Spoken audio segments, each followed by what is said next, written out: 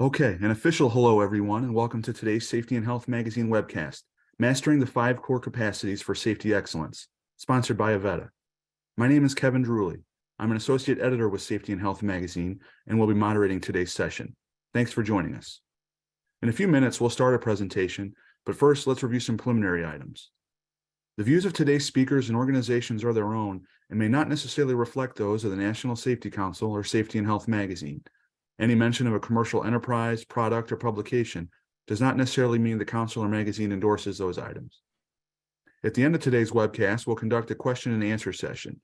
To ask a question, simply click the Q&A button at the bottom of your screen, type your question, and click the send button. Feel free to ask your question at any time during the presentation. You don't have to wait for the question and answer session to begin.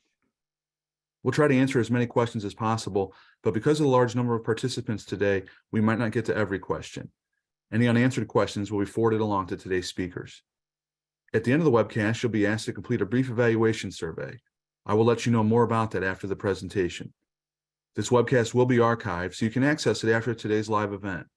To view this webcast and all of our past webcasts, please visit safetyandhealthmagazine.com/events. With that, let's go ahead and get started. Our speaker today is Shawn Galloway, who serves as CEO of ProAct Safety Incorporated.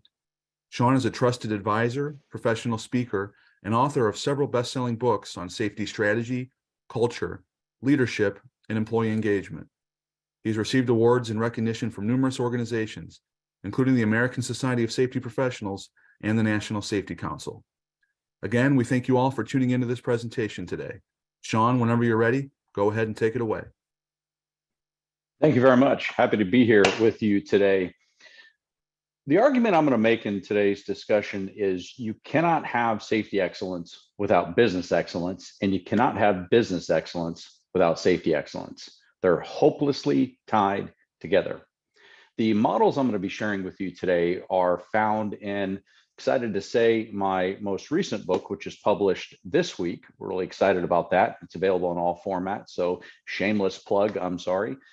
The models we're going to be talking about today were originally conceived of by Terry Mathis, who is the founder of my firm. He retired in 2021. He brought this together in 2008 as what we called the bridge to excellence. The more we kept finding with organization after organization, hundreds and hundreds of organizations we would introduce this model to help them on their path towards excellence, the more often we found that it's not just a model that can be applied towards safety excellence, it's about how do we achieve excellence and performance that's sustainable in all aspects of our business. But what you'll see is the things that we do to improve safety, if we don't leverage it in other aspects of the organization and the organizational culture, you'll reach a point of diminished returns. But one of the first things I want to start with is challenging around what is excellence? What is safety excellence? A lot of organizations, even still in 2023 today, still define it by 0 injuries, target 0. That's possibly a part of it, but there's so much more to that. But 10 years ago, I had the privilege to deliver the opening keynote for the very first safety conference in the country of Azerbaijan. And as I'm running on the treadmill, looking out over the Caspian Sea, thinking about the international perspective of bringing leaders within this country together for the first time to talk about occupational safety, I landed on my own personal mission that's going to be sprinkled throughout today's discussion. And my personal mission is to continuously challenge the thinking around what is and what isn't excellence in safety. How we've defined safety 10 years ago is antiquated today. Today, how we define safety excellence has changed based on some of the things that are going on around here. But I remember about the same time I was working with an organization that was coming up on 3 years without a recordable injury. They're about to have a celebration, as a lot of companies do. Keep in mind, anytime we reward results, we're reinforcing the performance that led to the results. So whenever we reward an accomplishment like that, make sure it's clear what we've done to arrive at that accomplishment. Coming up on 3 years without a recordable, one day, terrible thing happened. A supervisor is coming down from within the location and he hears a squeaky sound.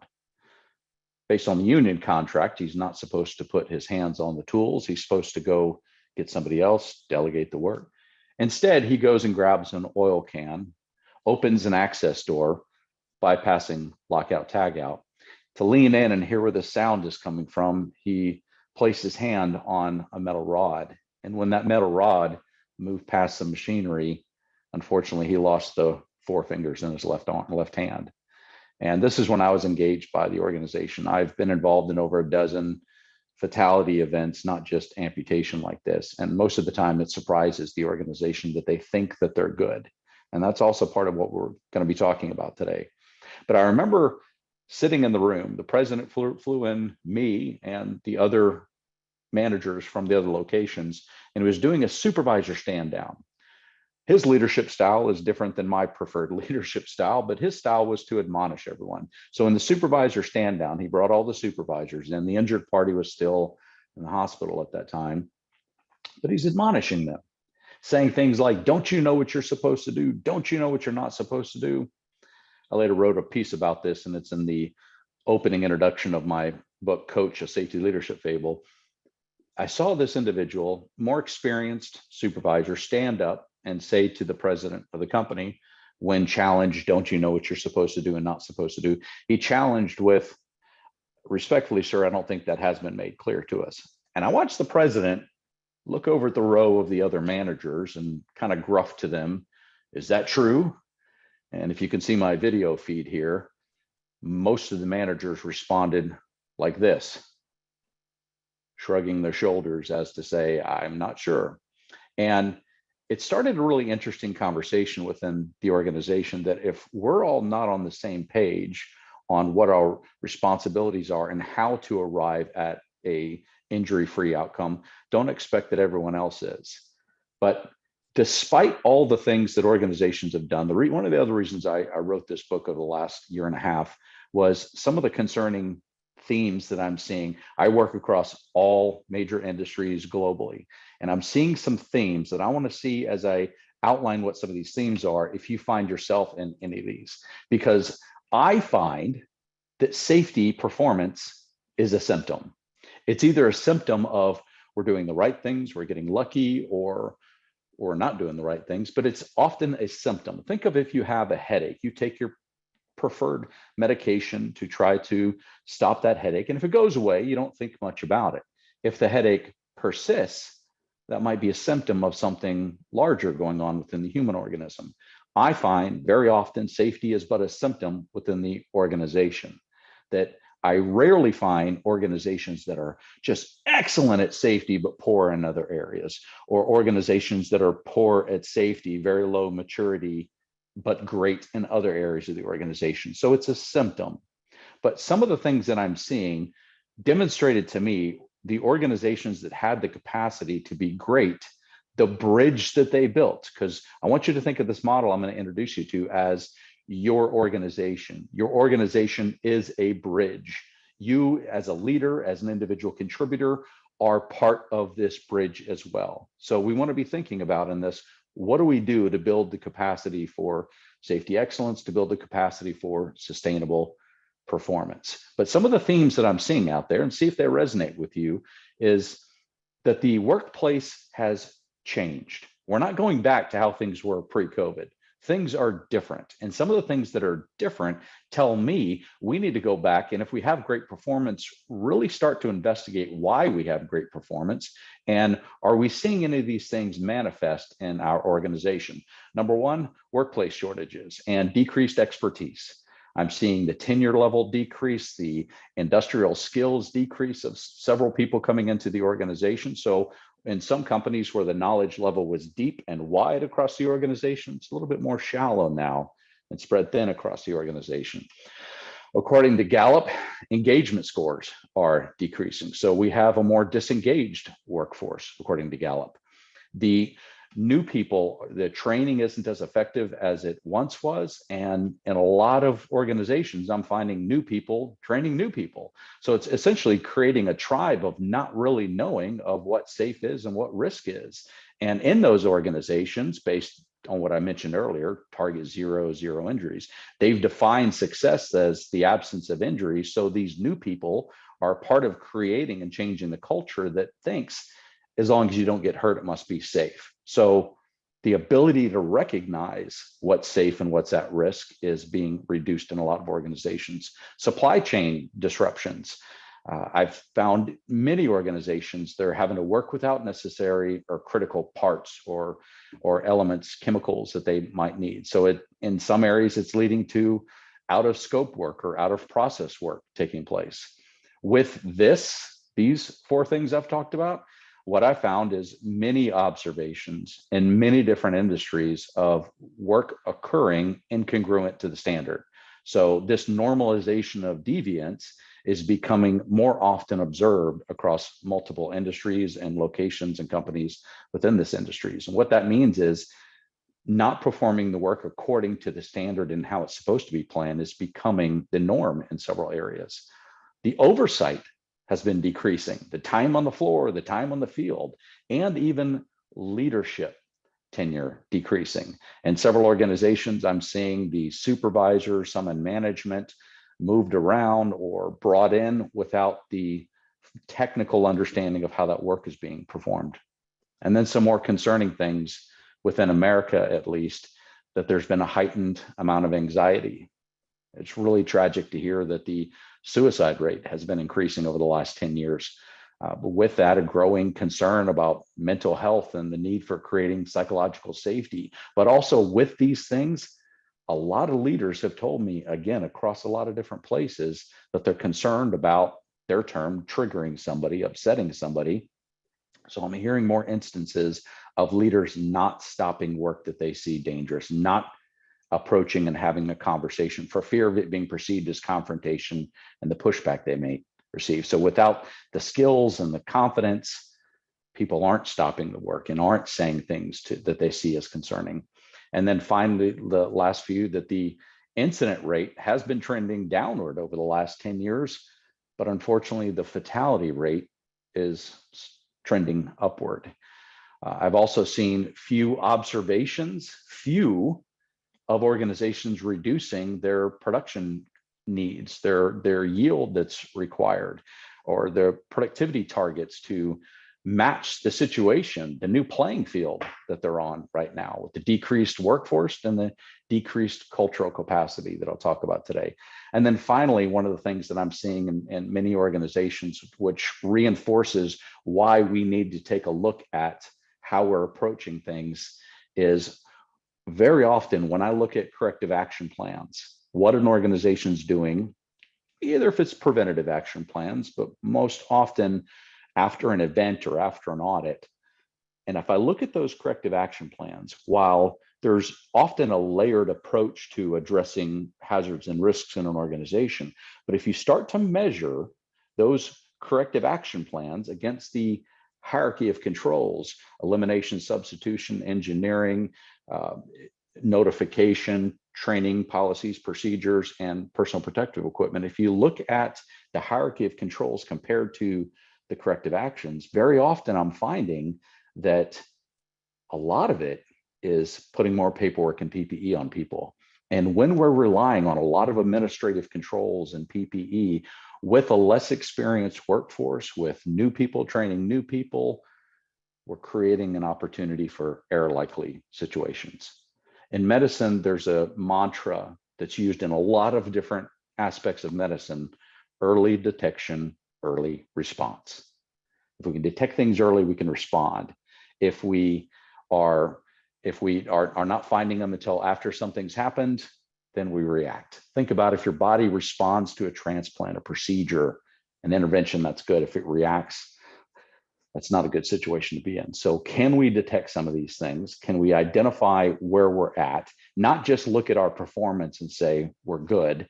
Are other things going on that might be cracking this bridge that we've created? So let's get into this bridge concept. Originally created again in 2008 by my former business partner, now retired, Terry Mathis, for those of you that are joining. So the bridge represents moving towards what you want, moving towards excellence. And again, how we've defined excellence has just continued to evolve over the years. And looking at where we're at today. Now, I find a lot of organizations have moved past the mindset about targeting zero injuries and zero injuries. The reason is, and this is a bit flippant, so if you'll allow me, I've worked in so many organizations the last couple of decades, and I find that there are really three paths to take you to zero injuries. And see if this resonates with what you've seen in your own experiences. Number one, don't report the events. Unethical, illegal in a lot of areas. But if injuries are being suppressed, if things are not being reported, that's one way to get you to zero injuries, not the right way. The second way is to be just continuously lucky all the time. And the third way, which is much more effective but much more difficult, is collective intentionality. And that's we're doing the right things moment by moment, minute by minute, hour by hour. And that is the hardest part. But if we're arriving accidentally at zero injuries, how do we know how to repeat it? So we have to continue to evolve this goal.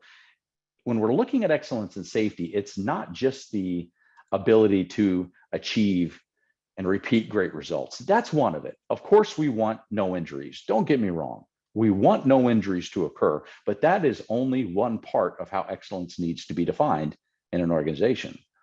The second part is having insight, knowing precisely how we've arrived at zero injuries for that day, for that month, for that year. If we have great performance in any aspect of business and can't point to what's making that a reality, we're relying on too much luck. We need to work to manage the luck out of the equation. But we also have to create system capacity.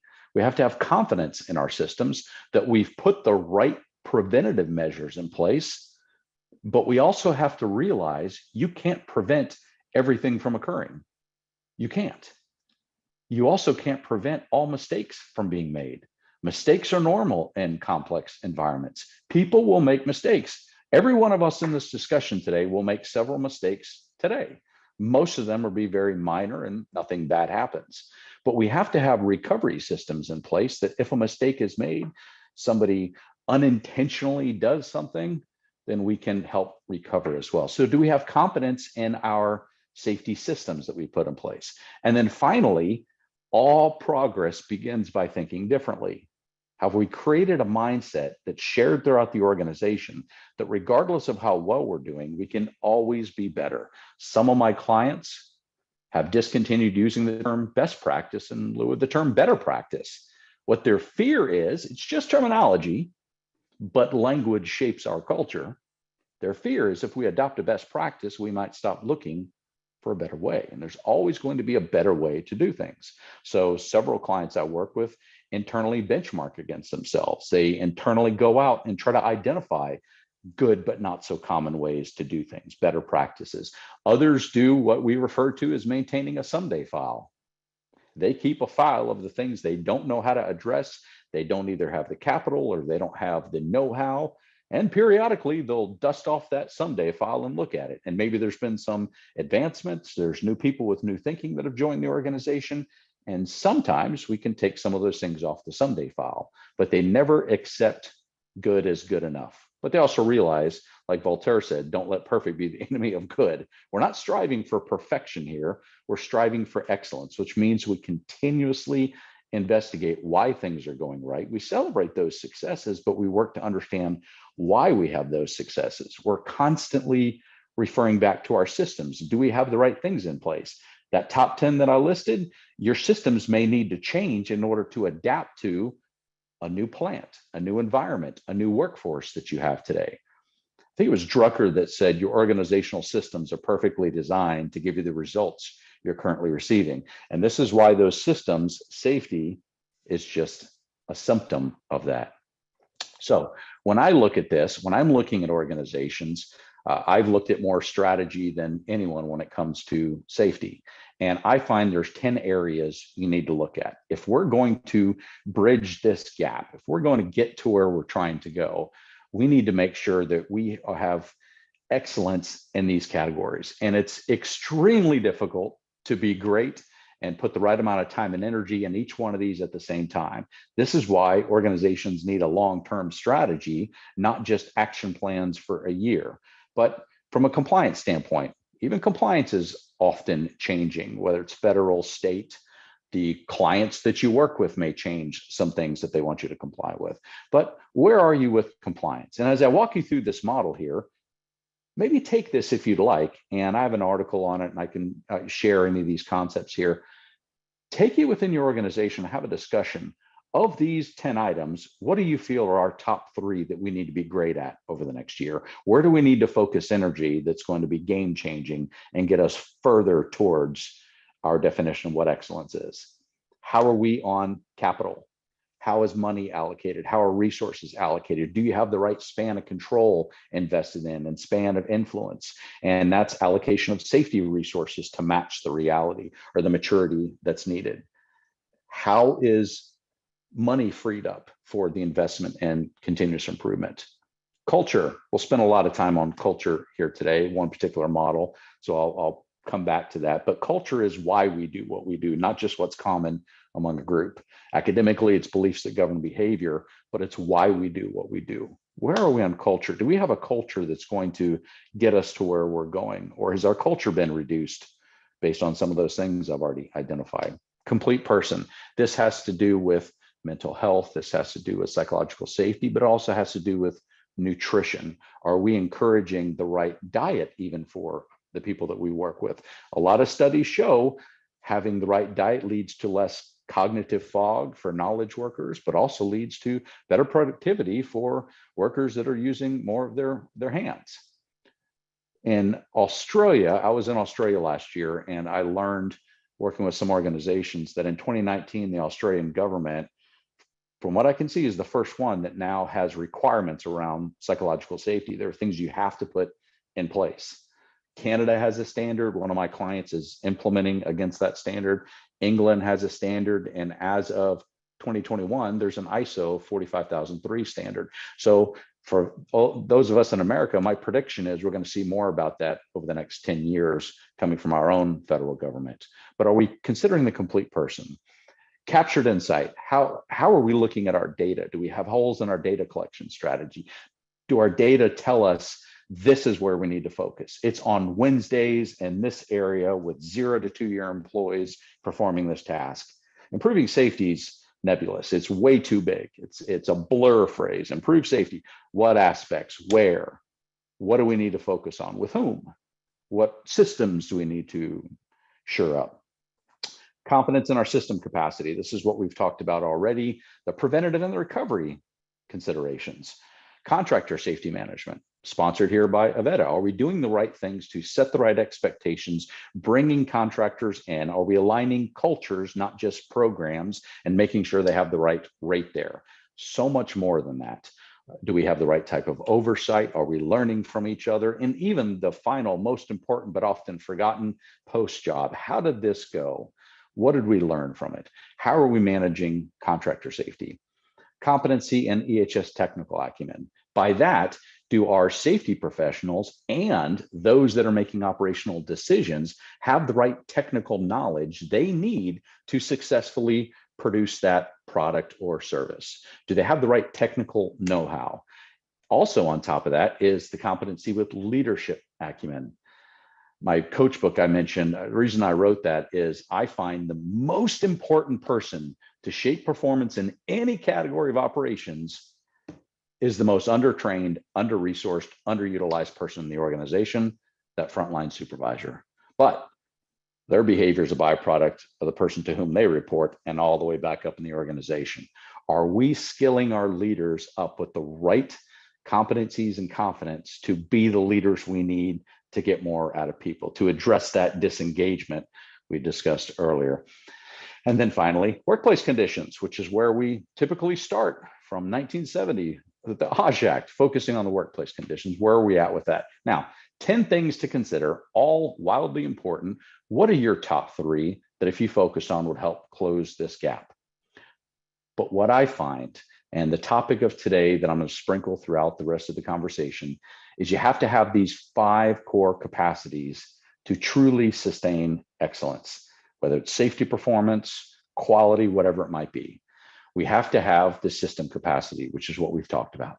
You have to have leadership capacity, By that, I mean, we're aligning people to the systems, but we're also proactively embracing deviations from those system expectations or deviations from how the work is supposed to go or as planned. So have we established the leadership capacity, which is about influence and understanding and listening?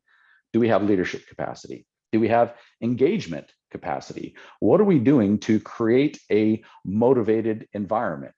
You can't motivate another human being. It's intrinsic. You can do some extrinsic things to try to motivate them, but motivation is internal. Are we creating an environment where people want to go above and beyond? And I'll talk more about engagement. And then, are we creating the cultural capacity? And that would be described as what people do when the boss isn't around. 2 o'clock in the afternoon when just 2 people are working together, 2 o'clock in the morning. What gets reinforced in the absence of leadership? Are the culture looking out for the new tribe that's coming into the organization? Or has that tribe been outgrown by new people and we don't have that cultural capacity anymore? And then finally, strategic capacity. We have to have a strategy. And a strategy is not just failing less. A strategy defines what success is. So here's a way to do this that I lead in workshops and engagements with leadership. If you want to define success and safety, there will, at least for the next 10, 15 years, still be a results component to it. And of course, that's important. But we also have to define it by culturally.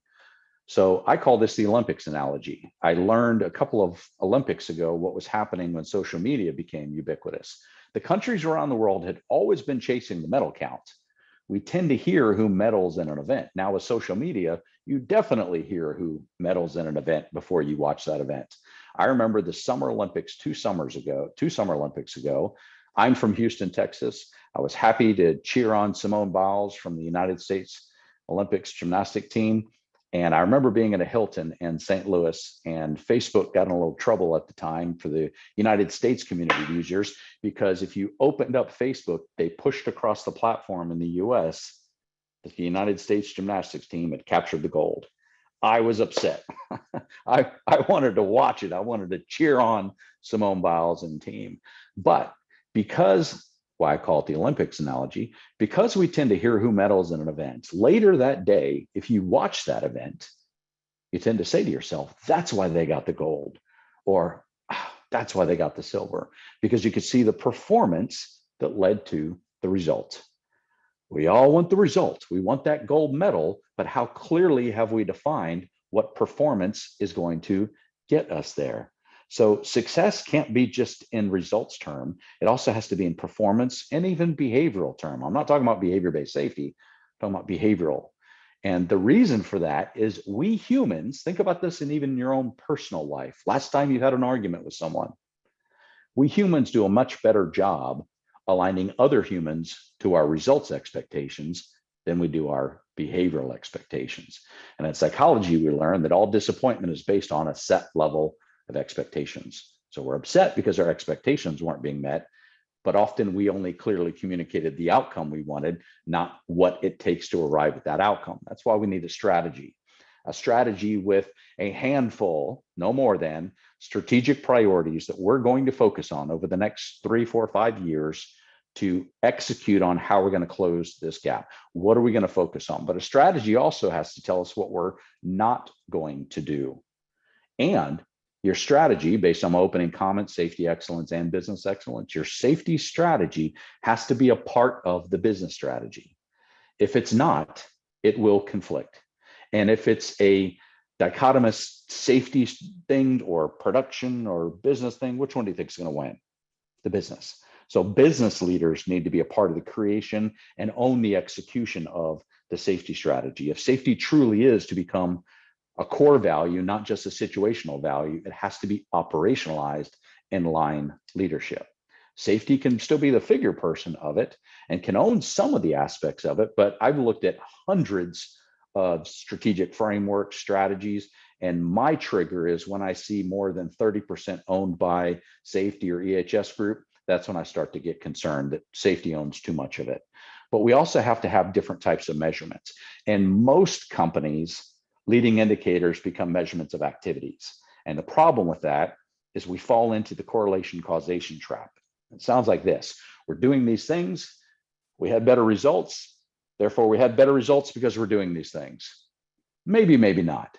I've seen some terrible examples of the horrible things a company was doing to their workforce, and they still got improved performance. So it's it's not a matter of failing less, and it's not a matter of just doing more. We have to determine what's creating value, because strategy is about value creation. It's not about failing less. In our steps book that we wrote, published in 2013, we introduced a model called the perpetual cycle of avoiding failure. And it sounded like this. See if this resonates with any of you in your careers. Number one, we look at our incident rate. Number two, we set a new incident rate goal or objective. Number three, we develop a list of things to do. Number four, we do those things. Then we look at our incident rate. How do we do? Now, again, the problem is when we have improved performance, we think it's because we were doing that. So let's go do more of it. And more becomes the mentality versus better. And a lot of organizations, not everyone, but in a lot of organizations, they have the right amount of energy and effort applied towards safety. They just need to be better focused, not throw more at it. And that's why we need a strategy. It's not a matter of just throwing more programs at problems and hope things are going to go away. So let me introduce you to what I've seen that's happened and what is a bridge. Your organization is that bridge, you as well, what we've been doing over the years, what we need to focus on. The first pillar of support here in the United States, really concentrated on in the 1970s, was management and compliance. That's the first rule. We have to maintain our license to operate. We have to make sure we're doing things that are legal and ethical in order to maintain our business. So that's the first thing. And we need to have management of that. And with this, in order to support it, we have to have rules. And with those rules, we have to have enforcement of those rules. But enforcing the rules doesn't mean just saying something when someone disobeys. How we come across when we're enforcing the rules is wildly important, especially for all the new people that are coming into the organization. These new people are being exposed to a lot of things that are different than where they came from. Even if they worked for competition down the road, you have different rules, you have different ways of things that need to be done. And according to Maurer, there are three things that trigger people to resist change. Number one, they don't understand it. Number two, they don't like it. Number three, they don't like who's bringing it. Those last two highlight people respond emotionally before they respond logically. So we have to address that when we're introducing even the rules, but we also have to explain the why. In a lot of industries, a lot of organizations, and some branches of the military use this saying that rules are written in blood. The reason why we have those things is because bad things happened and maybe we don't have the capacity to engineer it out. So we've created some of those rules. But as we're enforcing the rules, we have to be cognizant about how we come across.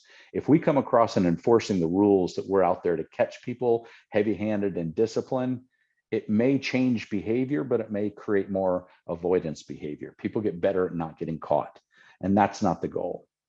Our goal is not to go out there and help people avoid situations. But with this initial approach, a lot of it has to do with making sure we don't fail and managing that failure rate, if you will. But think about when this is our approach, very immature in the path towards safety excellence and building this bridge. When this is our approach, think about what that does from a motivational perspective. All right, folks, the recording of this is May 18th. I want you to work harder to fail less the rest of the year. Not very motivating, but that's kind of the message that it sends. Don't have a failure. And remember, people make mistakes all the time. So that can lead to people not wanting to report those mistakes. And we start having deviations and we don't talk about those things, and then bad things occur later. But we also realize the limitation of this in safety. While this pillar is important, it only takes us partially across. And with all the changes that we talked about in the opening of this bridge can come down. So as you're thinking about this bridge and where you're at as I'm walking you through this, be thinking about what aspect to focus on could make the biggest difference and what do we maybe need to go back and maintain. Because it's not a matter of creating it and then going away. There's things that are constantly changing, constantly happening that could disrupt the efficacy, the structural integrity, if you will, of this bridge. But we realize this limitation when we answer this question. Can employees obey all the rules, follow all the procedures, wear all their personal protective equipment, and still get injured. Of course they can. So it only takes us partially across. Well, since the Challenger and Chernobyl events in 1986, we've been focusing heavily on the safety culture and involving people. One of my favorite quotes from W. Edwards Deming that's really served me well is people support what they help to create. People support what they help to create. So we need to involve people. It's not a matter of doing safety for them. We have to involve them. And our strategy cannot just be about injury and incident prevention. That's where most focus, understandably. But if you're not also trying to create the culture that you want, it's never going to be permanent. It's never going to be sustainable performance. The culture is critically important. And by the way, there's no such thing as a safety culture, but everyone has one. Safety culture is just a part of your occupational culture. When people join your organization, they have existing experiences and perceptions. Even somebody that's new into your location that doesn't understand the basics of righty-tighty, lefty-loosey, they have some sort of perceptions, or they don't know or perceive what is risky yet. So those perceptions impact their attitudes. I mentioned stop work authority, so I like using that one as an example. That if I think it's a good idea to exercise stop work authority, I'm going to make a different decision than if I think that's a bad idea. When I act on that decision, I have an expectation of what's going to occur. And the experience I have, we all talk to ourselves, it's called self-talk. The experience that I have tells me whether I should continue to do that or not. It sounds like, oh, I'm never doing that again. Or, hey, that turned out a lot better than I thought. Now, people are dropped right in the middle of this model, and they're exposed by the things that they see, the things that they hear.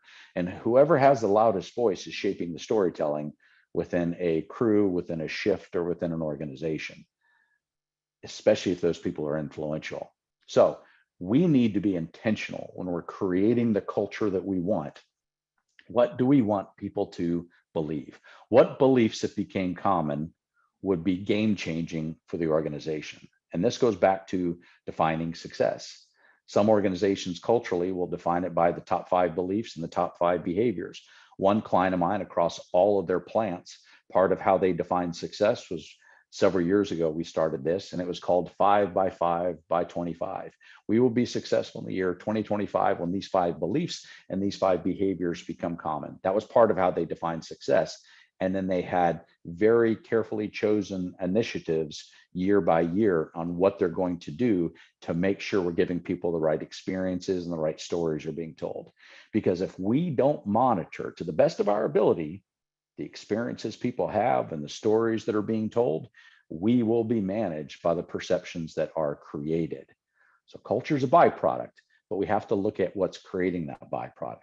But even more broadly than that, every one of us in this discussion today has our own perceptual filters. How we were raised, how we were brought up, where we live, what we identify with, all of those things make us unique, and you pull together a unique group of individuals that shapes that culture.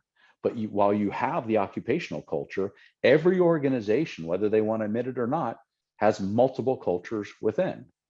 Here's a thought exercise for you. Think about if you're at a plant, or if you're over a crew, or if you have broader responsibilities. How many supervisors do you have in your organization? Just ballpark it. Think about it. Is it 20? Is it 2? Is it 200, 2,000? My argument is, however many supervisors you have, that's a good way to judge how many different cultures you have.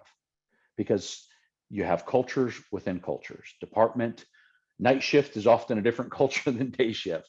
Not because of their supervisor, because that's just the reality, less oversight.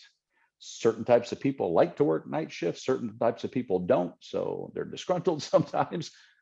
You have different cultures within an organization, and you reach a point of diminished returns when we're going about this bridge to excellence, just trying to create a culture of safety excellence.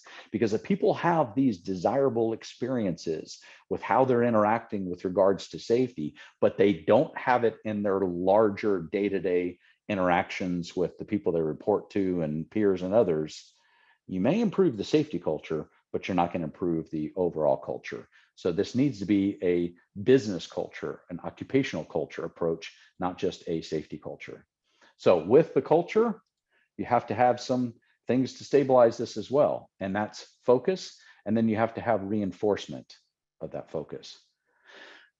A lot of companies do what I call focusing on safety. What they need is to focus in safety.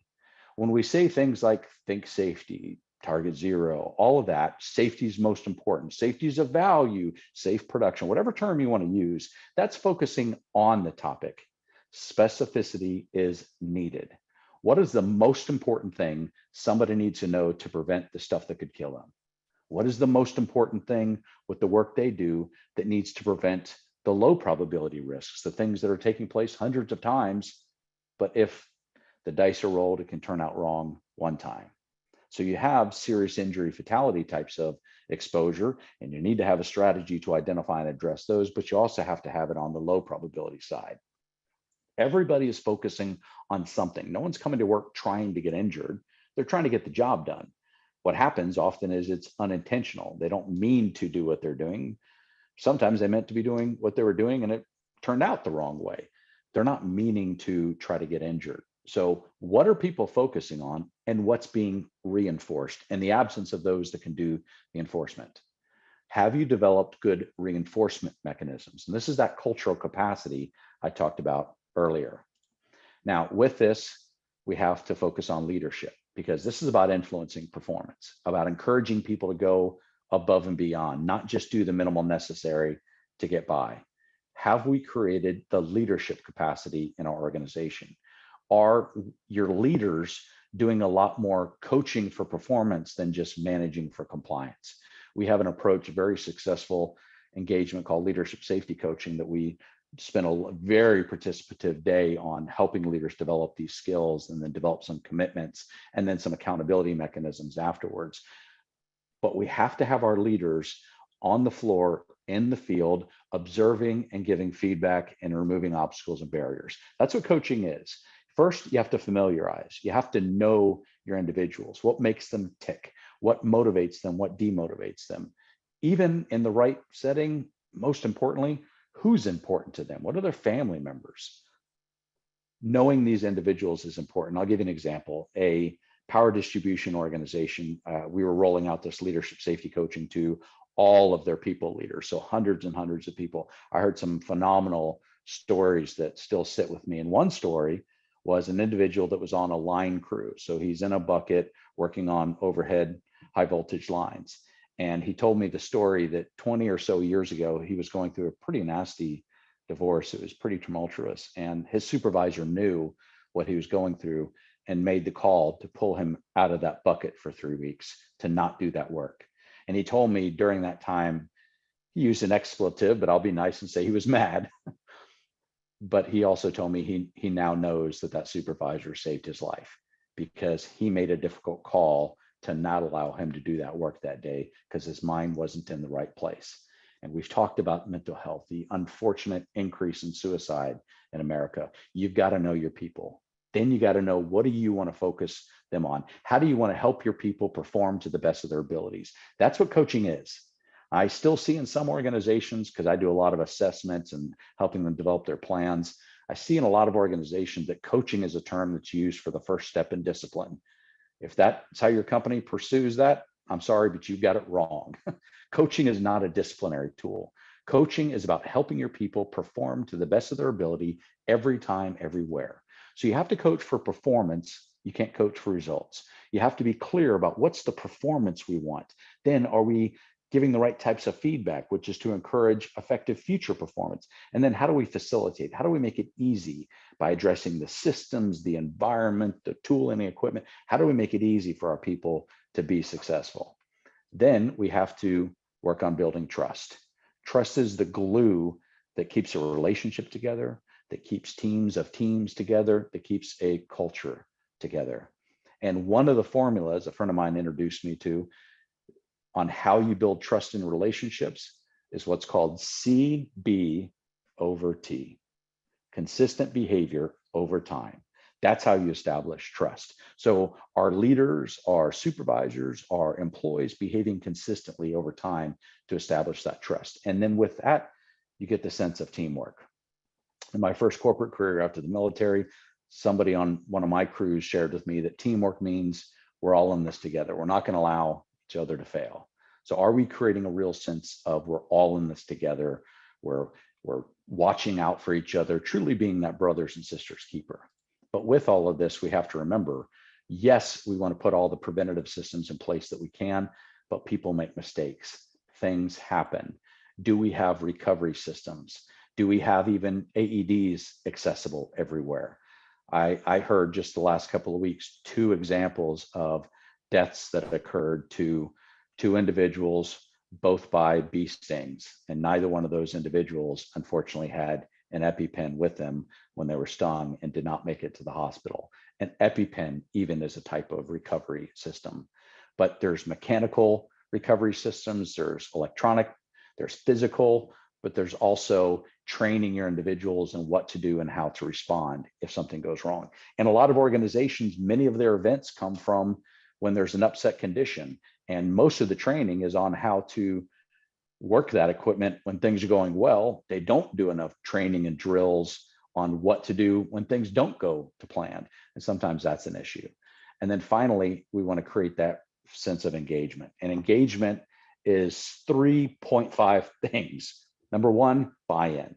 You can't expect somebody to buy into something until they've had the opportunity to weigh in on that something. The next one is willing participation, not just checking a box, doing it because they have to. They're willing to participate in whatever these activities are that we're asking them to be engaged in.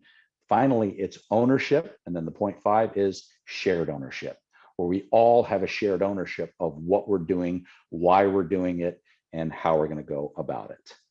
That's what real engagement is. So with this, I want to share another perspective that will hopefully help you identify why all of this is so important. And I call this the capacity for sustainable excellence. Work is delegated in all organizations. There's people at the top, there's people right at the front line, that first line supervisor that's out there to direct the work. Now, organizations build their culture, the values, the way decisions are made inside and outside of the organization. Since 1986, been more intentional about the safety culture. But as I've mentioned, that's just a part of the occupational culture, and there's culture within culture.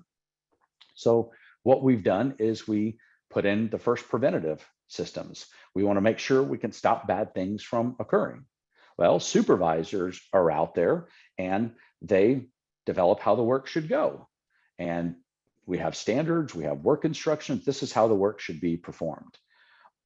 The reality is every day, all over the place, there are deviations that are occurring from that. And often we don't really learn about those deviations because we're not embracing the deviations. We're not seeking out those weak signals. So we often learn about those deviations when a tragedy occurs, an injury, a major quality issue, hurting consumers, not just employees. When that happens, we have to have recovery systems to bring the organization back to the state, the environment back to the state, or like EpiPen, minimize the resulting severity of this. So do we have system capacity to prevent and recover? With all the things we've been talking about, have we created leadership capacity? And that's to align people to those standards, but also realize sometimes the standards might be wrong.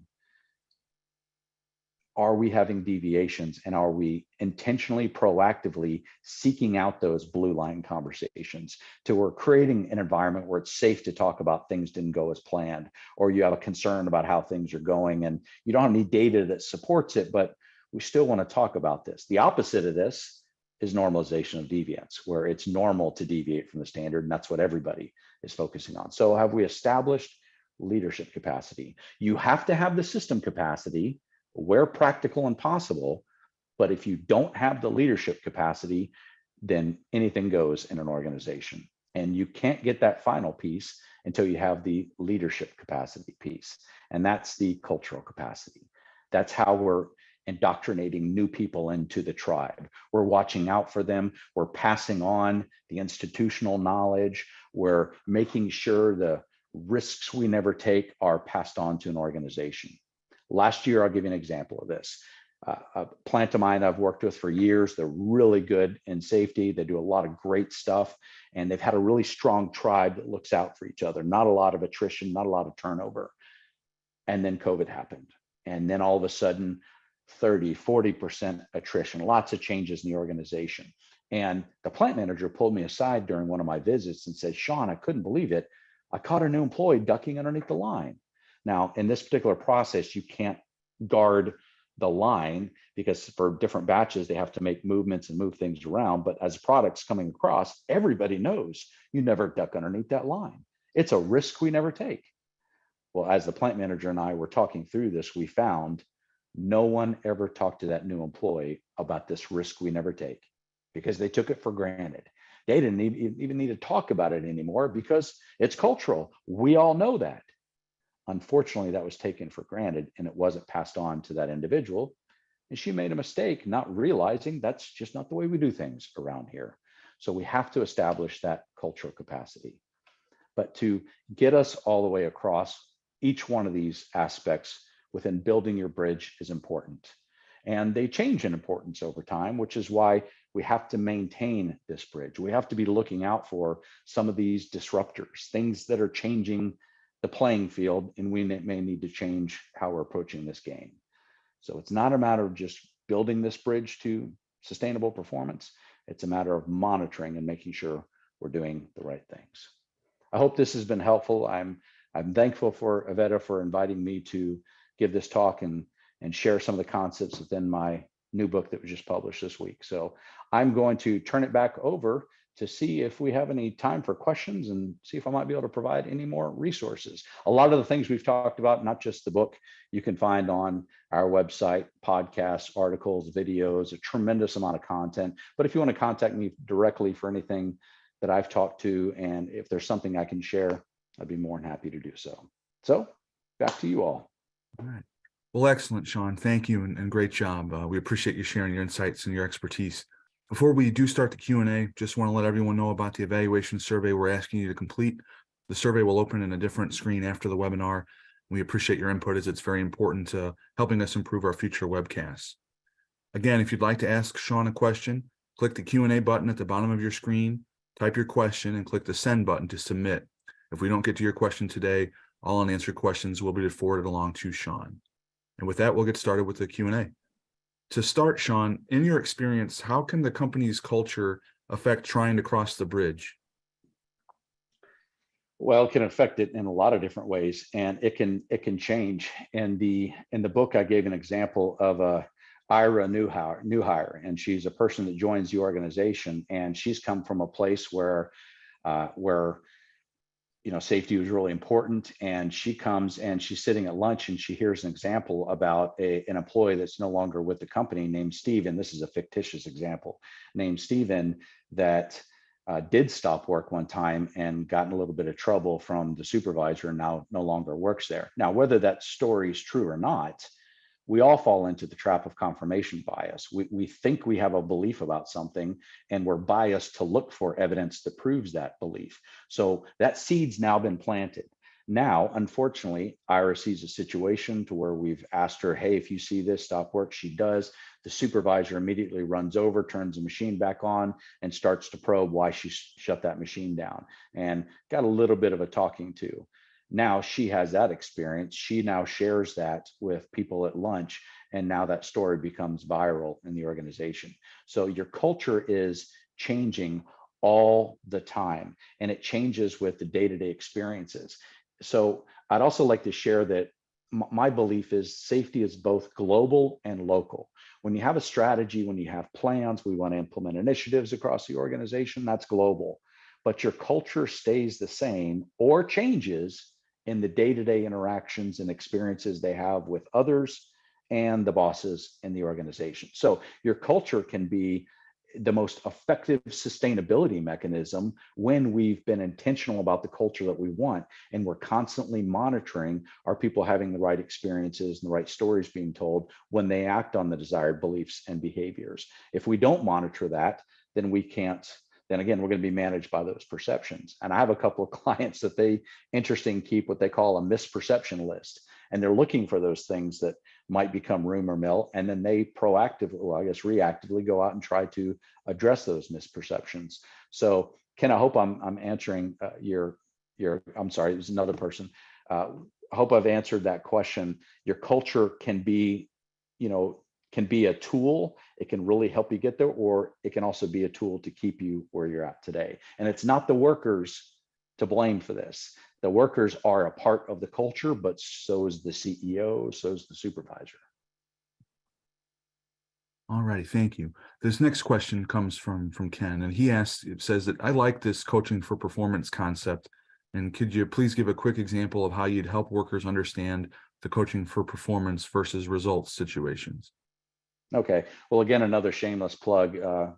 Find my book, Coach, A Safety Leadership Fable. No, so here's what.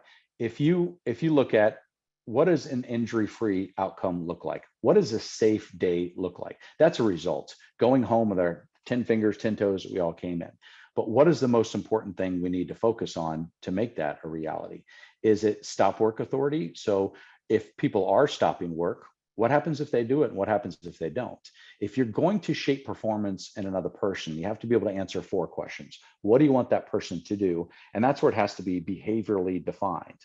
Now, sometimes companies will use tools like behavior-based safety, and whether they use it correctly or not, and they integrate concepts from human and organizational performance as well. But at the end of the day, we want to define, this is what we need to do. When for climbing up and down ladders, maintaining 3 points of contact is a behavior.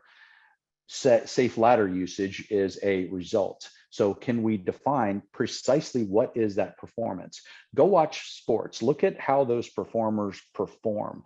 The coaches focus on that performance. Yep. When you're swinging, keep your elbow up there. My sister was an equestrian hunter jumper trainer for a long time, and I was always impressed with her coaching. I would stand there. I prefer to ride Western, but that's her thing. Keep your heels down. Yep, that's it. Do that again. That's coaching for performance. The second question is, how do you get it out of your head and into their heads? You want some of this stuff to become habitual, and it's never going to create a new habit unless you go through the head first to get to the subconscious. But then on the coaching piece, you have to have answers to what happens if they do it and what happens if they don't. That's a balance of consequences. And if you don't have that balance of consequences, we're not shaping performance. So just as much is needed. Ken, that's exactly how to do that. When you approach that project, doing that right there, that's exactly what happened. Or Ken, we've discussed this is how we want to approach it, and I see that we're not. Let's, can we talk about this? Is there a reason why? Coaches help their people perform to the best of their ability. So I hope that's been helpful. All right, it looks like we've got time for one more question today. And it asks, what is the best strategy once you realize there is deviation from the standard? Well, I wouldn't say that there's a singular strategy. It goes back to looking at training and oversight and assessments of competency. If we have a deviation from the standard, whether we're leveraging learning teams, we're bringing different people in to try to understand that. The first approach is, if we identify a deviation, especially if somebody has brought it forward, we need to thank them. We need to make sure that they feel, it's called reinforcing the buy-in decision, that they feel it's a good idea to do that. But when we're having deviations, we have to understand what's leading to that. It's often not just an employee that's making a mistake there. That happens. That certainly can happen. But what if the replacement tested? Is it trying to remember who James Reason's culpability model is a good one to look at. If you take an employee out and put another one in, might they be influenced to deviate from that same standard?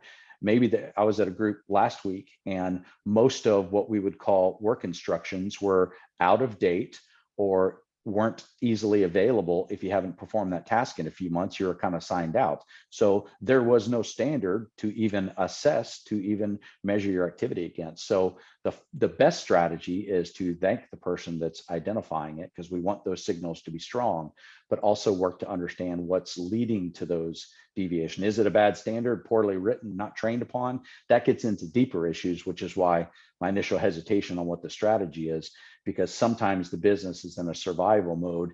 They have to bring so many new people in, and they don't have the capacity to put the leaders in place. So we have to look at this, and another strategy is say, is this acceptable? Is how we're approaching this as a business acceptable? Is our goal still excellence and safety, or just try to incrementally get a little bit better than the bad position that we're in? And that has to be an operational decision, because it's the operational leadership who are hiring those people, not the safety leadership. So are we bringing the right people in, and are we setting them up for success? If it's a constant deviation, that's an organizational issue. That's not just a safety issue. So we need to look at it like an organizational opportunity, not just a safety opportunity. Well, thank you. Unfortunately, we have run out of time today. Sorry that we didn't get to everyone's questions, but all of today's unanswered questions will be forwarded along to Shawn. Once again, we hope that you take the time to fill out that forthcoming evaluation survey and give us your feedback. With that, we end today's Safety and Health Magazine webcast. We'd like to thank Shawn Galloway, everyone at Avetta, and all of you who listened in. Thanks, and have a great day.